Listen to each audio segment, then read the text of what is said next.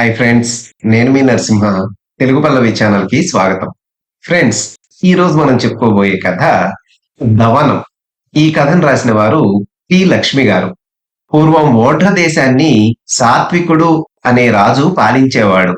ఆయన గొప్ప భక్తుడు కూడాను. ఎన్ని రాచకార్యాలు మించిపోతూ ఉన్నా నిత్యము ఆయన మహానివేదన సమయానికి మంత్రి సామంతులతో, ఉద్యోగస్తులతో సహా పాదచారి అయి జగన్నాథ స్వామి ఆలయానికి వెళ్ళేవాడు. నివేదన అయి తలుపులు తెరవటంతోనే స్వామిని దర్శించుకొని అర్చకులిచ్చే ప్రసాదాన్ని పుచ్చుకొని వెళ్ళిపోతూ ఉండేవాడు. ఇలా చాలా కాలం గడిచింది.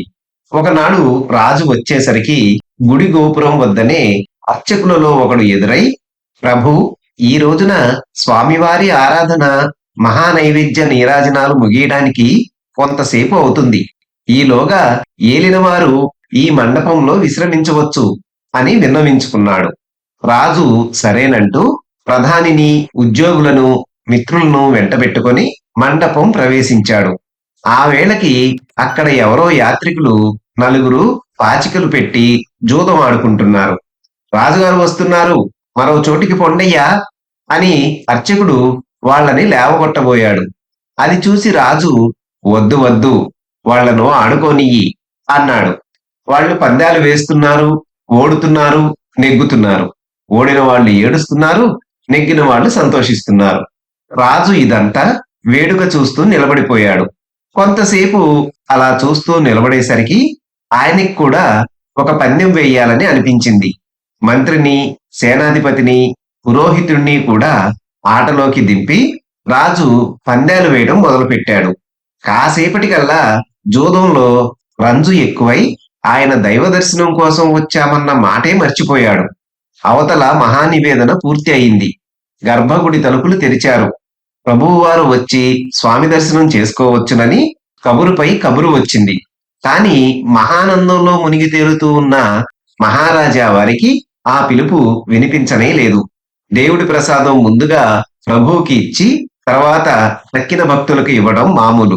రాజుగారు ఎంతకు లేవకపోవటం, భక్తులంతా కనిపెట్టుకుని ఉండటం చూసి అర్చకులు మండపం వద్దకే ప్రసాదం పట్టుకొచ్చి, ప్రభు, భగవత్ప్రసాదం అన్నారు.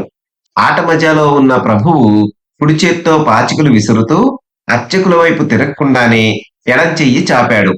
ఎడం చేతిలో ప్రసాదం ఉంచటం దేవుడికి అపచారం చేసినట్టు అవుతుందన్న భయం కొద్దీ అర్చకులు రాజుకు ప్రసాదం ఇవ్వకుండానే వెళ్ళిపోయారు.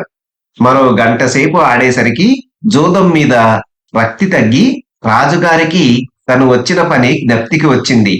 ఏమయ్యా, ఇంకా మహానివేదన కానేలేదా? తలుపులు తీయలేదా అని అడిగాడు. జరిగిన సంగతంతా చెప్పారు అక్కడి వాళ్ళు. రాజుగారికి కలలో నుంచి మెలకువ వచ్చినట్టు అయ్యింది. అయ్యో, ఎంత పాపం చేశాను!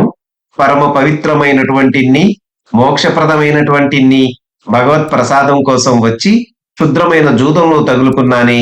సోమరసాన్ని ఉపేక్షించి సురాపానం ఆపేక్షించినట్లు అయ్యింది నా పని. ఎంత పాపం చేశాను అని గుండె బాదుకొని దుఃఖించటం మొదలెట్టాడు. ఆయన్ను చూసి అంతా నివ్వెరపోయారు. చనువుగల మంత్రి రాజు వద్దకు వెళ్ళి, ప్రభు, మన స్వామి దయాళువు, ఈ చిన్న అపరాధానికి క్షమించకపోడు. రండి, దర్శనం చేసుకుని మరీ వెళదాం అని ప్రోత్సహించి స్వామి సన్నిధికి తీసుకువెళ్ళాడు. స్వామిని దర్శించి రాజు ప్రసాదం పుచ్చుకొని వెళ్ళాడే కాని ఆయన మనసులో లేదు. హృదయంలో ఒక అగ్నిపర్వతం బద్దలైనట్టు అనిపించి చెప్పలేని బాధ, ఆవేదన అంతకంతకు ఎక్కువ కాజొచ్చింది. ఆనాడు తాను గుడిలో జూదమాడిన పాచికలు పాములలాగా మిలమిల్లాడుతూ కన్ను తెరిచినా మూసినా భయంకరంగా ప్రత్యక్షమవుతున్నాయి. తను చేసిన మహాపరాధం మరపునకు రాక గుండె మీద సుత్తి దెబ్బల్లా కొడుతున్నాయి. ఇక ఆనాడు జూదపు ఆటలో మునిగి ఉండి ప్రసాదాన్ని తెచ్చి పుచ్చుకోమన్నప్పుడు అప్రయత్నంగా ఎడమ చేతిని చాపిన సంగతి జ్ఞాపకం రాగా రాజుకు తను చేసిన పని తనకే రోత అనిపించింది. స్వామి పట్ల ఇంతటి మహాపచారాన్ని తలచిన ఈ ఎడమ చేతిని నరికి పారవేయడమే తగిన ప్రాయశ్చిత్తం అని నిశ్చయించుకున్నాడు. అయితే తనకు తానే ఈ పని చేసుకోవటం అసాధ్యం కదా. కనుక ఇందుకొక చిన్న సూత్రం పన్నాడు ప్రభువు. ఒకనాటి రాత్రి మంత్రిని పడక గదికి రప్పించి, మంత్రి, ఈ మధ్య కొన్నాళ్ల నుంచి అర్ధరాత్రి వేళ భూతమేదో వచ్చి కిటికీలోంచి చెయ్యి దూర్చి నన్ను లేపి బాధిస్తోంది. కనుక దాని పీడ వదిలించుకోవాలి. ఈ రాత్రి నేను పక్క గదిలో పడుంటాను. నువ్వు ఇక్కడ మెలకువగా కాచుకొని ఉండి ఆ భూతం వచ్చి కిటికీలోంచి చెయ్యి పెట్టడంతోనే నీ కత్తితో ఆ చెయ్యిని నరికివేసేయి అని చెప్పి పక్క గదిలోకి వెళ్ళిపోయాడు. భూతం మాట నిజమే అనుకొని మంత్రి వరలో నుంచి కత్తి తీసి పట్టుకొని కాచు కూర్చున్నాడు. ఒక రాత్రి వేళ కిటికీలోంచి లోపలికి ఒక చెయ్యి రావడం కనిపెట్టి సిద్ధంగా ఉన్న మంత్రి ఆ హస్తాన్ని రెప్పపాటు కాలంలో ఖండించి వేశాడు. అతడు నరికిన చెయ్యి గదిలో పడింది. భూతం ఏమిటో అని మంత్రి కిటికీలోంచి తొంగి చూశాడు. భూతము లేదు, ఏమీ లేదు. రెక్క తెగిపడ్డ జటాయువుకు మళ్ళే కూలబడిన రాజేంద్రుడే కంటపడ్డాడు. మంత్రి పరిగెత్తుకుంటూ వెళ్ళి, ప్రభు, ఇదేమిటి? నా చేత ఇటువంటి మహాపరాధం చేయించారెందుకు అంటూ నెత్తి నోరు బాదుకున్నాడు. రాజు తన బాధ పైకి తెలియనీక చిరునవ్వుతో, అపరాధం కాదోయి, ఉపకారమే చేశావు. ఆ జగన్నాథ స్వామి నీ రూపంలో నాకీ ప్రాయశ్చిత్తం సిద్ధింపచేశాడు అంటూ జగన్నాథుణ్ణి స్తోత్రం చేయటం ప్రారంభించాడు. మంత్రి పిచ్చెక్కిన వాడికి మళ్ళీ దుర్మార్గుణ్ణి, ద్రోహిణి, రాజహంతకుణ్ణి అంటూ కేకలు వేయడం ఆరంభించేసరికి అందరూ లేచి పరిగెత్తుకు వచ్చి చుట్టూ మూగారు. చిరునవ్వుతోనే రాజు జరిగిందంతా చెప్పాడు. గదిలో తెగిపడి ఉన్న ప్రభువు వారి ఎడమ చేతిని ఒక ముత్యాల పల్లకీలో పెట్టించి భజంత్రీ మేళాలతో ఊరేగించారు.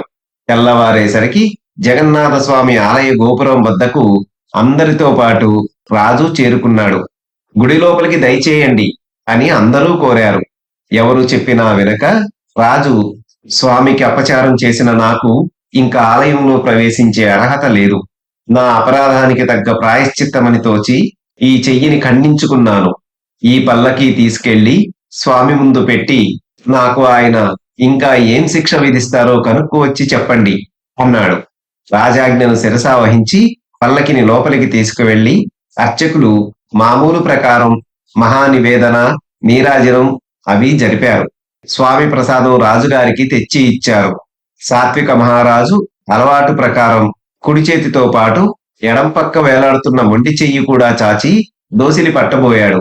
అందరూ ఆ మొండి చెయ్యిని చూసి పాపం అని నిట్టూర్పు విడుస్తూ సానుభూతి కనపరిచారు.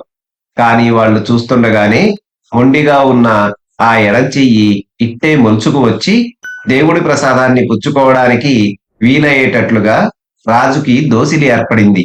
అక్కడ మూగిన భక్తులు, సాధువులు అంతా హర్షధ్వానాలు చేసి, మహారాజా, ఇంకా శిక్ష శిక్ష అంటారేమిటి? భగవంతుడు తమరిని ఎలా అనుగ్రహించాడో చూడండి అని మెచ్చుకున్నారు. అర్చకులు మళ్లీ లోపలికి వెళ్లి చూసేటప్పటికి మరో చిత్రం జరిగింది. తెగిపోయిన పాత చెయ్యి పల్లకీలో ఉంది కదా, అది మాంసంతో ఎముకలతో కూడినది గనుక దుర్గంధం కొడుతూ ఉండవలసింది. కానీ వింత, ఆ చెయ్యి మంచి సువాసన విరజిమ్మే ఒక మొక్కగా మారిపోయింది. అందరూ ఆ మొక్కని స్వామివారి నందనవనంలో పాతించారు. ఆ తర్వాత మరికొద్ది కాలానికే దాని విత్తనాలు పడి వనమంతా ఆ మొక్కలమయమైంది. దశ దిశల నుంచి వచ్చిపోయే భక్తులంతా ఆ మొక్కలు పట్టుకుపోయి తమ గ్రామాల్లో పాతుకున్నారు. అవే మన దవనం మొక్కలు. జగన్నాథ స్వామి వారికి పూజించే పరికరాలలో ఇప్పటికీ దవనం ప్రముఖ స్థానం అలంకరిస్తున్నది. చూశారు కదా ఫ్రెండ్స్, ఇది ఈ రోజు కథ. మరొక మంచి కథతో తదుపరి వీడియోలో కలుసుకుందాం. ధన్యవాదాలు.